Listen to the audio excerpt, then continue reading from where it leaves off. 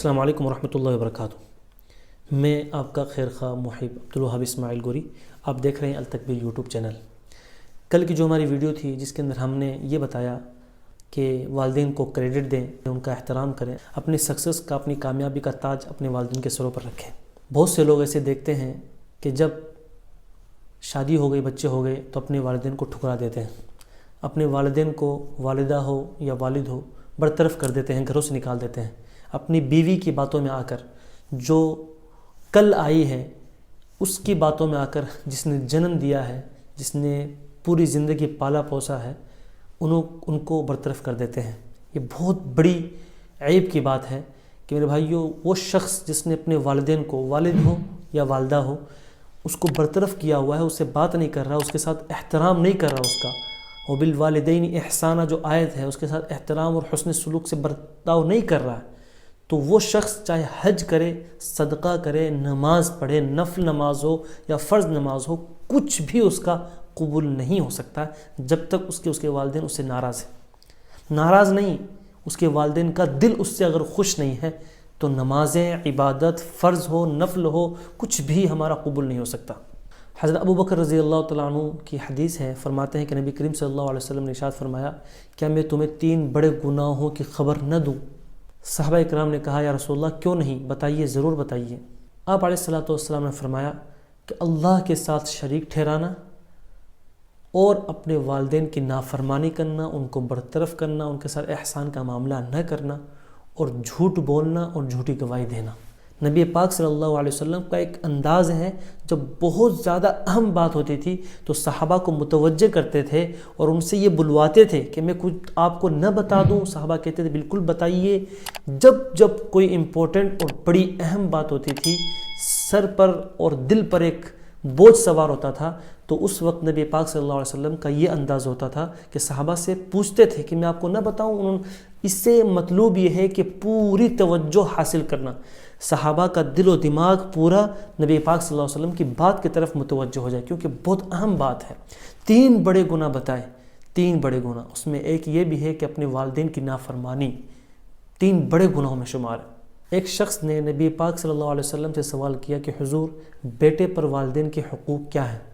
تو آپ علیہ السلام نے ارشاد فرمایا کہ یہ دونوں تیری جنت بھی ہے اور یہ دونوں تیری دوزخ بھی ہیں۔ یعنی اگر تم نے ان کے ساتھ احسان کا، ادب کا، فرما برداری کا معاملہ کیا، عجز انکساری کا معاملہ کیا، ان کا احترام کیا، ان کی خدمت کی، تو یہ دونوں آپ کے لیے جنت ہے، ورنہ یہ دونوں آپ کے لیے جہنم ہے۔ مطلب یہ نافرمانی، ان کے ساتھ بے ادبی، ان کا احترام نہ کرنا، ان کی خدمت نہ کرنا، یہ سبب بنے گا کہ ہمیں جنت کے بجائے جہنم میں ڈال دیا جائے۔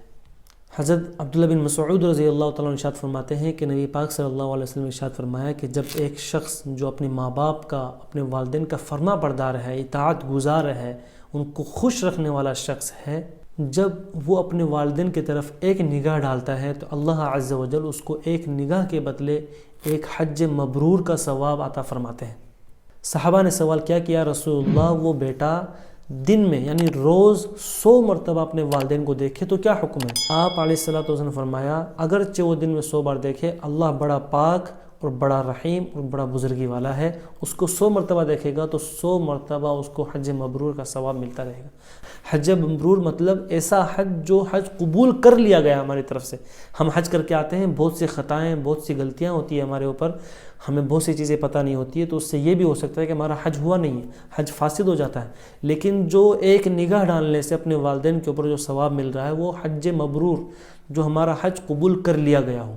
تو میرے بھائیو، اپنے والدین کو اپنی آخرت کا ذخیرہ بنائیں، اپنی جنت کا راستہ بنائیں، جنت میں جانے کا وسیلہ بنائیں، اور ان کے ساتھ احسان کا معاملہ کریں، ان کی خدمت گزار بچے بنیں، خدمت گزار بیٹے بنیں۔ کبھی یہ شکایت نہ ہو ہمیں کہ ہم ویسٹرن کلچر کی طرح، غیروں کی طرح ہم اپنے والدین کو اولڈ ہاؤس میں ڈال کے آ جائیں۔ غیر ویسٹرن کلچر کے اندر اولڈ ہاؤس میں اگر ڈالا جا رہا ہے جس باپ کو، جس ماں کو، تو وہ ماں بھی ایسی ہے میرے بھائیوں کہ وہ بچہ 10 سال کا ہوا تو اپنے گھروں سے نکال دیتے ہیں۔ ہمارے والدین نے یہ نہیں کیا ہمارے ساتھ، ہمارے والدین نے پل پل، سیکنڈ ہمارا ساتھ دیا ہے، ہمارے اوپر سر پر ہاتھ رکھا ہے شفقت کا، اور ہر ضرورت کا ہمارے والدین نے ہمارے لیے خیال کیا ہے۔ ان جیسے ہمارے والدین نہیں ہیں، ان کے ساتھ جو ہو رہا ہے کیونکہ جو کرتے ہیں ہم وہی بھرتے ہیں، وہ ایسا کر رہے ہیں تو ان کو ایسا بھرنا پڑ رہا ہے۔ لیکن ہم یہ سمجھیں کہ ہمارا نظام، ہمارا سسٹم، ہمارا اسلامی کلچر یہ نہیں سکھاتا کہ ہم اپنے والدین کو اولڈ ہاؤس میں رکھ کر آ جائیں۔